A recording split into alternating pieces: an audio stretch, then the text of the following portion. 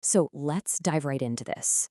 If you're anywhere near the corporate world right now, you are probably completely exhausted by this endless debate over return to office mandates. It's a constant tug of war, right?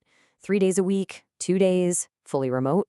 But what if we're entirely obsessed with the wrong question? Instead of arguing about how many days we're supposed to be sitting at a desk, the real question we need to be asking is, why do we actually go to the office in the first place? To understand why this whole thing is so messy right now, let's look at a pretty surprising analogy from one of our sources. Moving to hybrid work is actually a bit like opening up a relationship. Yeah, like moving into polyamory. Just think about it for a second. If you remove the old unspoken rule of exclusivity, or, in our case, the rule of being in the office Monday through Friday, without explicitly designing new agreements and ground rules, absolute chaos ensues. People get confused, trust breaks down, everyone kind of retreats. We broke the old rules of the workplace, but, well, we haven't written the new ones yet. And that brings us to the core of today's explainer, the art of intentional connection.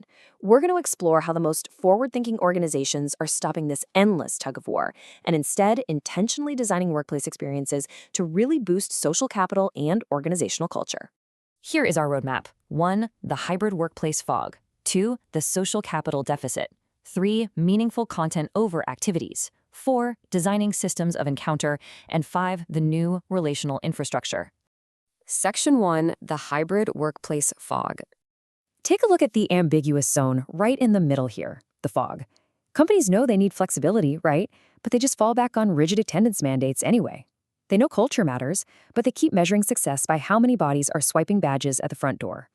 They're basically trapped between the old world of activity-based work and the new world of content-based work.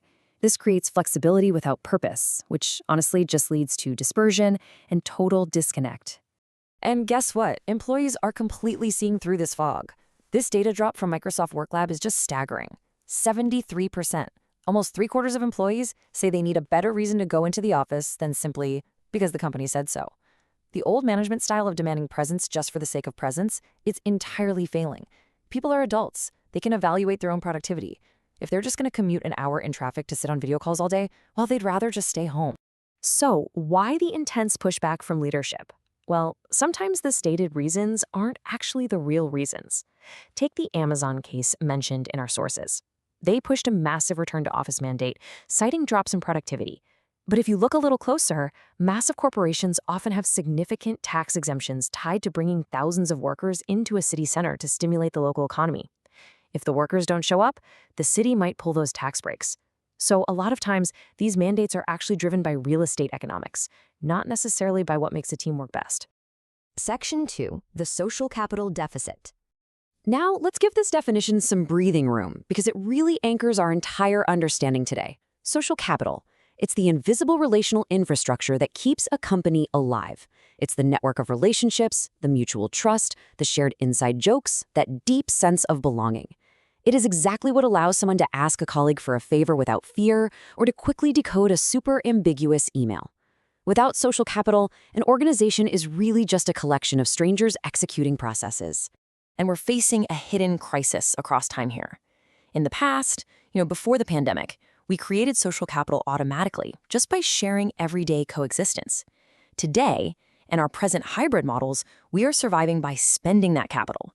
We can work remotely and efficiently right now because we already trust each other from those past years. But looking to the future, if we don't intentionally regenerate it, we risk total fragmentation, silos, and a complete breakdown in collaboration. Social capital does not regenerate on a Zoom call, for sure. Section 3, meaningful content over activities.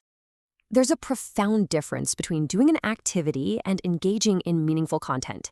Telling an employee to come to the office to meet and socialize is an activity, and frankly, it sounds a bit empty.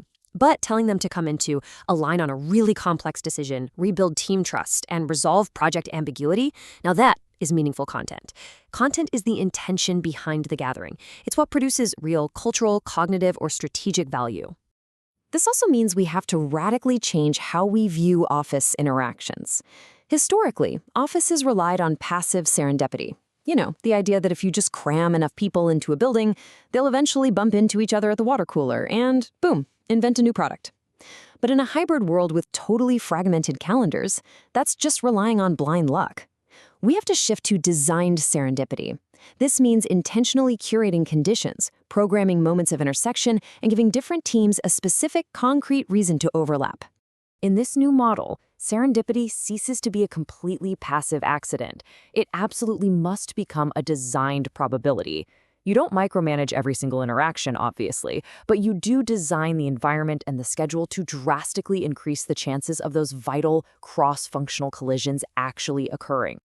Section 4. Designing systems of encounter. We have to completely reframe the whole architectural and HR approach here. The traditional approach was simply to design an office. Optimize the square footage, figure out exactly how many desks fit, manage the facility. But the new, broader approach? It's to design a system of encounter. You aren't just managing real estate anymore. You are activating relational value.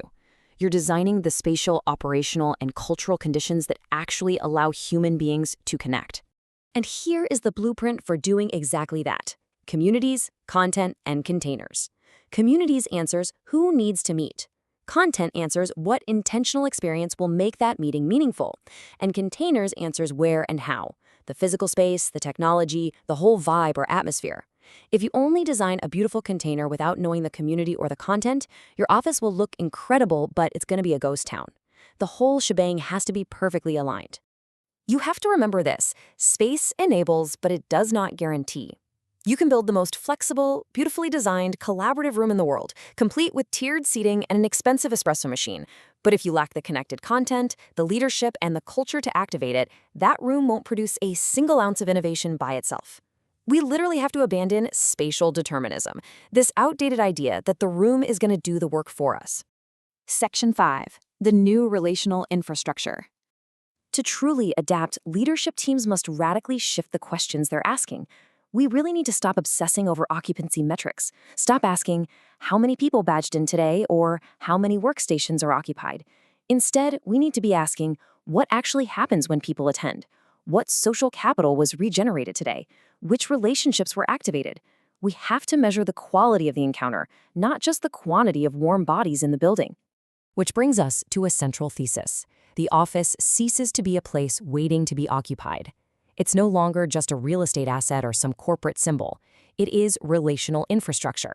Think about it like this.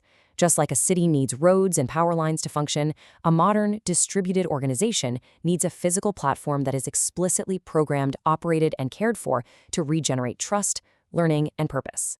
Which leaves us with the ultimate lingering question that every leader, manager, and employee needs to answer for themselves. We've stopped asking where we work, and we're starting to understand when to collaborate. But the absolutely most vital question to design your workplace strategy around is simply this: why do we meet? Figure that out, and the rest of your hybrid strategy will finally fall into place.